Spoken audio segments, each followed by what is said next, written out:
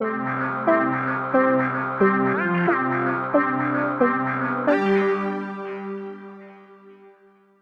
everybody, it's Chris here with PSNStores, and today a huge info dump came out for Payday the Heist 2, and I wanted to talk you through a little bit of my thoughts of what came out today, as well as what is new with the game. So you can see here we're using the footage that was on Game Trailers. They put up 3 videos, so I wanted to talk through at least part of some of it. I believe this is the video where they're trying to be stealth. So much like the first Payday game, you can either attack missions a couple different ways. You can try to be as stealthy as possible and get in and out without being seen, or you can go guns blazing. It wasn't really an option for many of the missions to do stealthy. I think there was a couple of them where you could try to get through without being seen, like the Diamond Heist or one of the DLC missions where you're the pool repair team. But I guess the focus on this one is, at least for some of the missions, is more of that. As you can see here, you can now hide bodies, so they took that guy that they found back there and they're hiding him so nobody sees him later. You can still take hostages like they did down there, and I guess probably you can still turn them in to reclaim one of your captured heisters. One of the big changes this time is instead of picking like your perks, like come in with body armor or come in with a sentry gun and stuff like that, you base it on classes now. So there's 4 classes in total: Ghost, Mastermind, I think Enforcer, and Technician. The one that the guy's using here is the Ghost class, which he's a very stealthy character. He can pick locks, he can jam alarm systems, that sort of stuff. The Mastermind is more of a player that can make enemies surrender to you. Even, I guess, eventually, if you're high enough level, you can have them attack and join your forces. There's also a Technician, which is much like a Wolf in the DLC. So he'll have computer hacking stuff, sentry guns, that sort of stuff. And I'm not sure what the last one is. I think they mentioned in one of the previews, either Eurogamer or somewhere else, that there's one called an Enforcer type, which is like heavy guns, can carry more ammo, that sort of stuff. So here is something new. They're picking the lock instead of drilling it. I guess this is one of the skills that the Ghost has. I guess I'll go over some of the things that are new in the HUD. I don't know how much of this is finalized because it's a pretty early build of the game, I guess. But instead of the portraits of your characters, now it's just a little green circle indicating your health and a blue circle indicating your body armor. The middle on the right side, that little gray bar, I guess, is your stamina meter. And you can also see your ammo for all your weapons and stuff, and how many different sort of items you have. So I guess this mission, they're trying to get a tiara for some guy named Vlad. You can't hear it because I turned the audio off, but Bane is still there, the guy that was always in your headset last time, giving you mission updates, that sort of stuff, telling you how things will go down. So now that they've started the heist, you can see the assault mode is now indicated in the top right corner with a flashing like police siren sort of thing. That's a new feature to this game, as opposed to Payday the Heist. Much of the same here, though. You're still shooting. There's still special units. So I think the only ones they've shown off so far are the shields. I haven't seen any cloakers or bulldozers or tasers even. But you can also, one of the new things is you can carry the ammo bag. You can carry the bags now. Before, like in the bank heist mission in the first game, you could just pick them up. Now you can put them up and pick them up and throw them down. Police can actually take them, which you'll see, I think, in this mission. One of the policemen takes the ammo bag and tries to run away with it, but you can, or the loot bag, sorry. But you can stop him now. I don't know how much else new is in this video. I might skip ahead to a different one to show some other stuff. You can still bleed here. You can see you can still bleed out, and you can still take enemies out while you're doing that.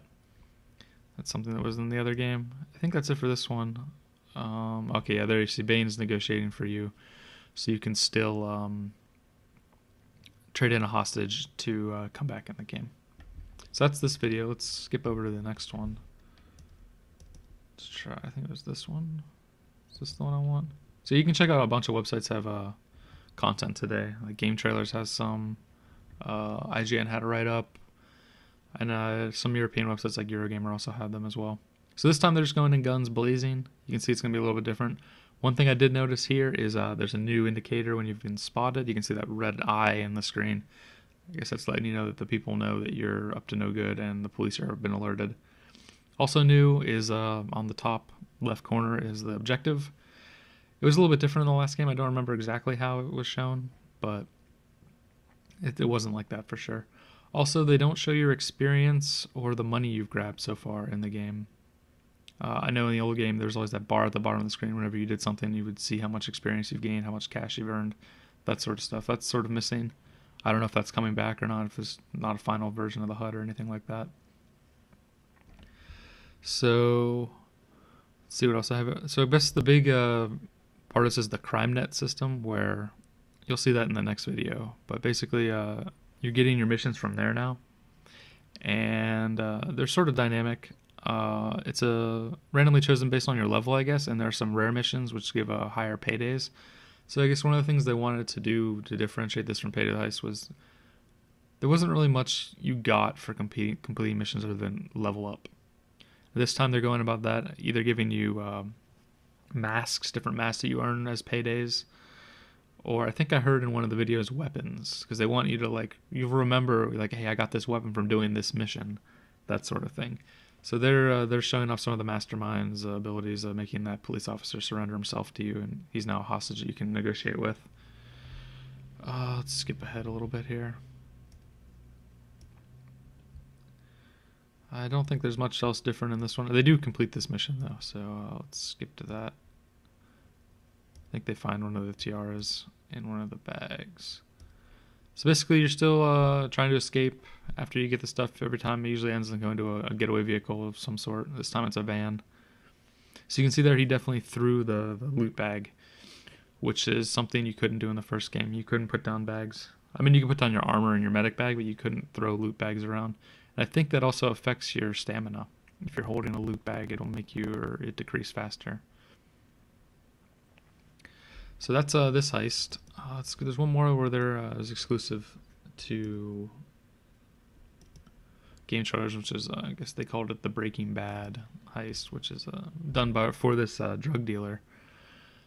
So here's the loadout. I want to go back to that. Here's the loadout screen, I guess, telling you how things are done. So you can see each mission has a pay grade and a paid out. And you can see how long the contract is. So whenever you see this, before they start the heist, you can still do all your mission stuff. Like you could change your loadout. And it looks like there still is room for 4 characters, even though they've been doing these missions with only 2. So here's the mission overview screen.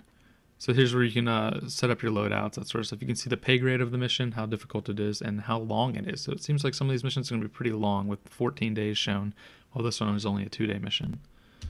So one thing I noticed in this video was, so I guess that's temporary loadout stuff for your guns and stuff, as well as the assets. The assets are what you're going to be using throughout the mission, I believe. That stuff looks temporary, though I would expect it to change later. So in here you're hiding inside of a meat truck with some bags of cocaine. And I guess the police are going to stop you and they shoot up the car and you have to get away. So this one you're trying to grab as many bags of coke as you can before the car. It looks like it catches on fire and you're trying to get as many out as possible.